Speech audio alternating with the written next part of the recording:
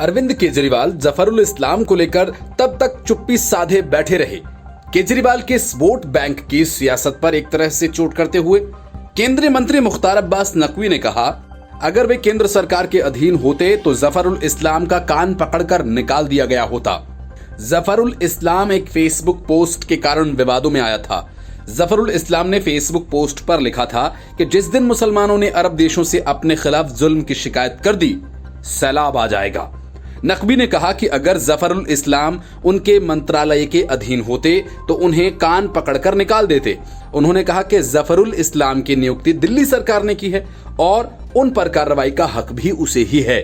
देश के संघीय ढांचे में केंद्र और राज्यों को अलग अलग जिम्मेदारियां दी गई हैं और उन्हें उसी के मुताबिक काम करना होता है। उल्लेखनीय है कि जफरुल इस्लाम ने 28 अप्रैल को एक पोस्ट में लिखा था, भारतीय मुस्लिमों के साथ खड़े होने के लिए धन्यवाद कुवैत। हिंदुत्व विचारधारा के लोग सोचते हैं कि कारोबारी हितों की वजह से अरब देश भारत के मुस्लिमों की सुरक्षा की चिंता नहीं करेंगे। वे भूल गए कि भारतीय मुस्लिमों का अरब और मुस्लिम देशों से कैसा रिश्ता है। जिस दिन मुसलमानों ने अरब देश से अपने खिलाफ जुल्म की शिकायत कर दी, सैलाब आ जाएगा। उनके इस बयान का भाजपा ने कड़ा विरोध किया था। नकवी ने कहा कि कुछ लोगों को प्रधानमंत्री नरेंद्र मोदी की लोकप्रियता हजम नहीं हो रही। 2014 से ही ये लोग देश को हर प्रकार से बदनाम करने की फिराक में रहते हैं।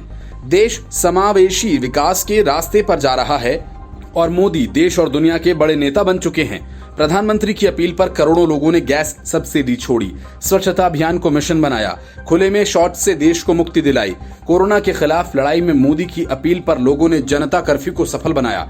केंद्रीय मंत्री ने कहा, मोदी सरकार ने अपने दूसरे कार्यकाल के पहले 1 साल में कई उपलब्धियां हासिल की। जम्मू कश्मीर में अनुच्छेद 370 सभी समस्याओं की जड़ था। देश की संसद गरीबों, किसानों, मजदूरों और महिलाओं के लिए कानून बनाती थी, लेकिन वो वहां लागू नहीं हो रहा था। अब ये समस्या दूर हो गई है। अब देश में झंडे खत्म हो गए हैं और केवल तिरंगा लहरा रहा है।